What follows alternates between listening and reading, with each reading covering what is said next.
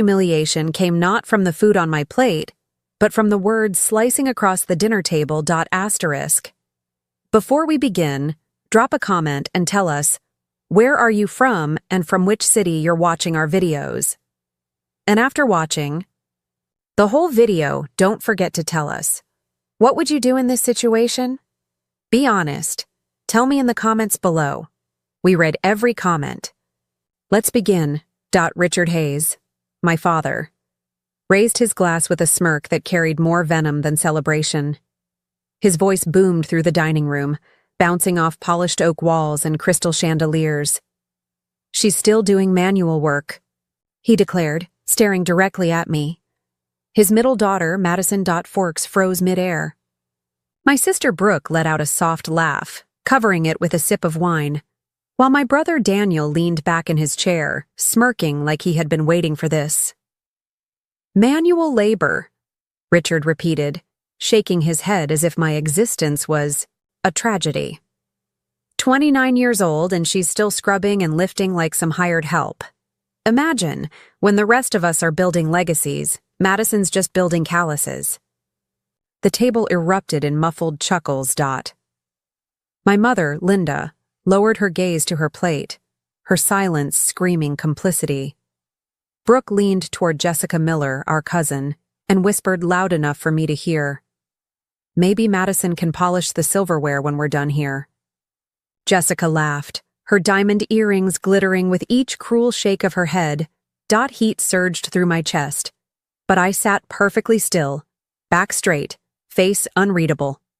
Inside, my blood roared. Across the table, Andrew Miller joined in. "Brooks, right? Everyone has a role, I guess.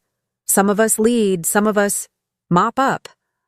The laughter was sharper now, carried by wine and cruelty. Even Uncle Robert let out a dry chuckle, while Aunt Karen looked on with poorly hidden satisfaction. I met each of their eyes, one by one, letting them see the storm brewing behind mine. But I didn't open my mouth. Not yet.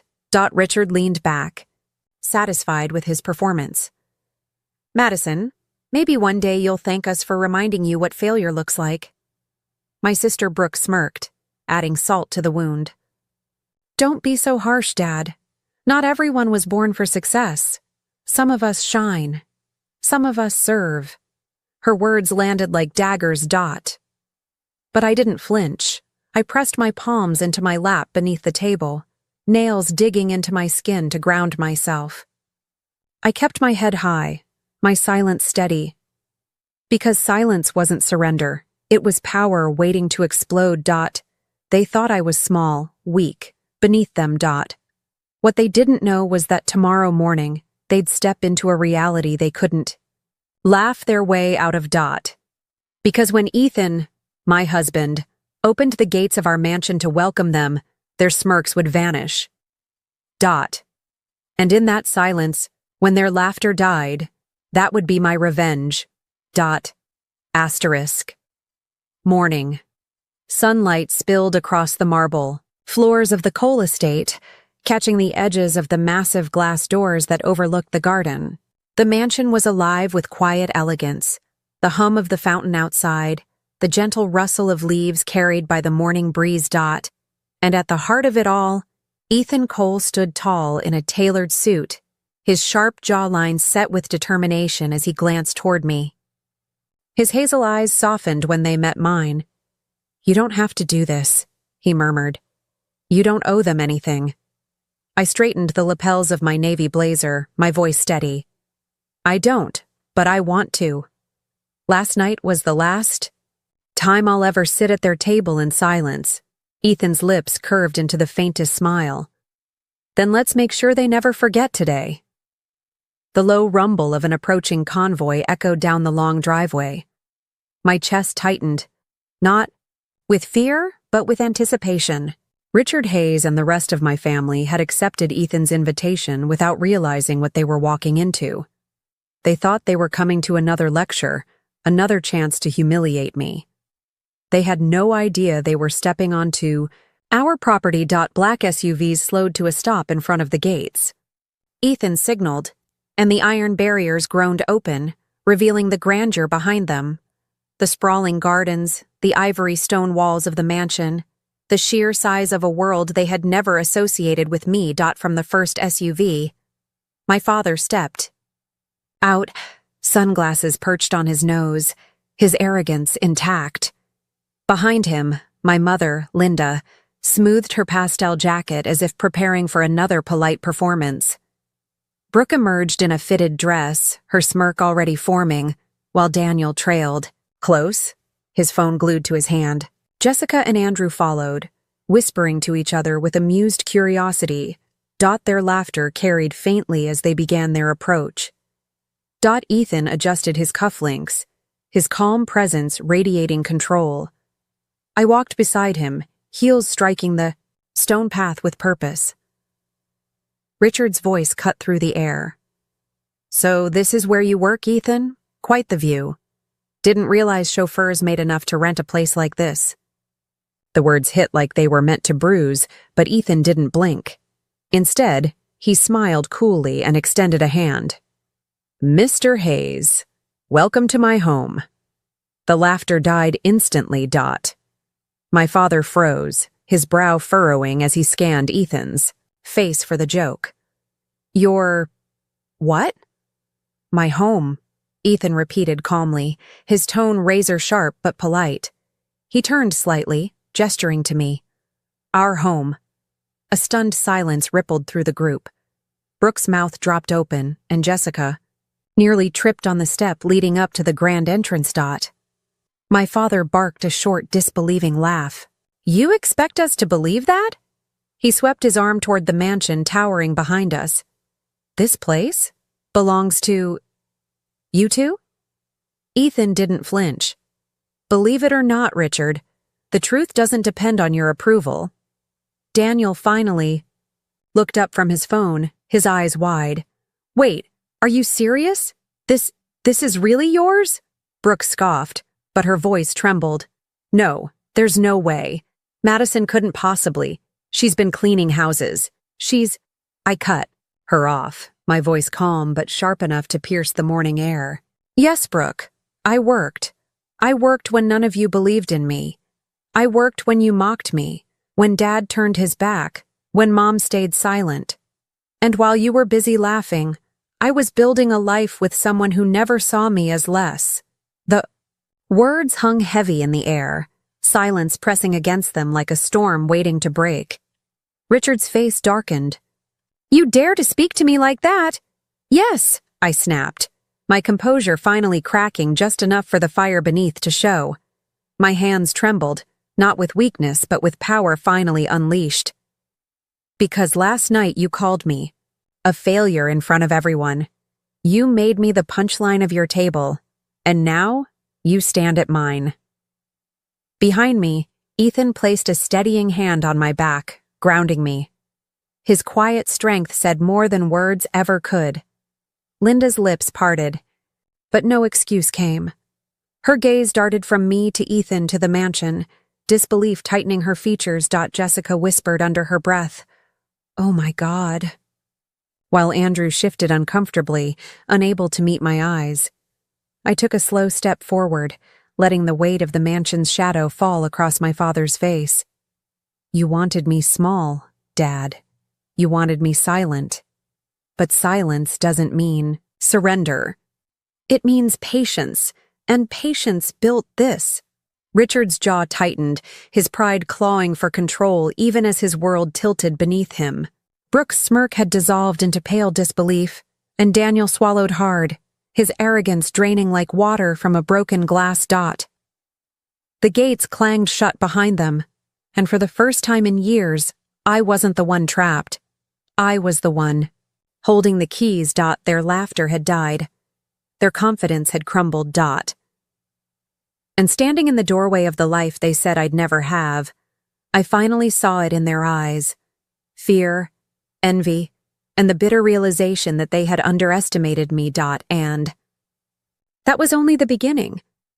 The heavy doors of the mansion swung open, revealing a grand foyer lined with marble columns and chandeliers that glowed like captured starlight.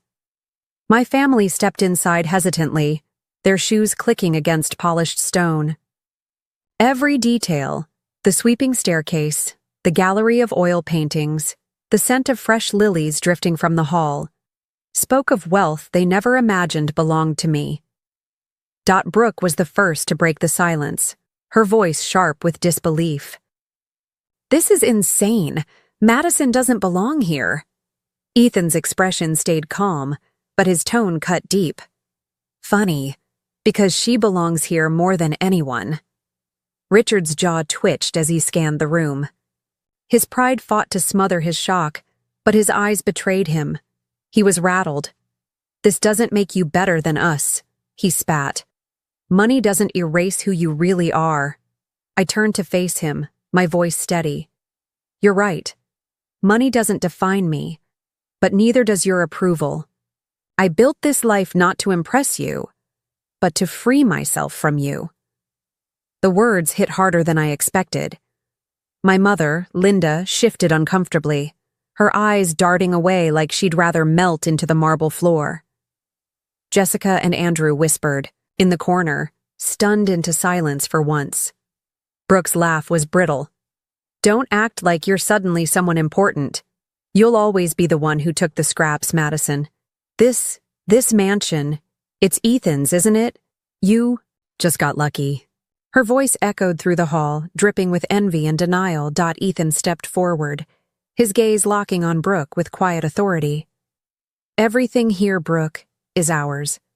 Madison built as much of this life as I did. She's not lucky, she's relentless. That's something you've never understood." The sting of his words silenced her. Her smirk faltered, replaced with a flicker of shame. Richard's temper finally boiled. He slammed his hand against the back of a velvet chair. "Don't speak to my daughter that way. This family, I cut in sharply, left me to carry humiliation for years. You mocked me last night in front of everyone, Dad, and you've been doing it my whole life. But here's the truth you can't laugh away anymore. I'm not beneath you. I never was." The air grew thick, every word pressing against their pride. Daniel finally stepped forward, his voice quieter, conflicted. "Maddie, why didn't you just tell us? Why keep all this a secret?" I looked at him, my anger softening just a fraction. "Because you never asked who I was becoming. You only reminded me of who you thought I'd always be." Silence followed. The chandelier's glow reflected off tear-pricked eyes. Linda's, surprisingly.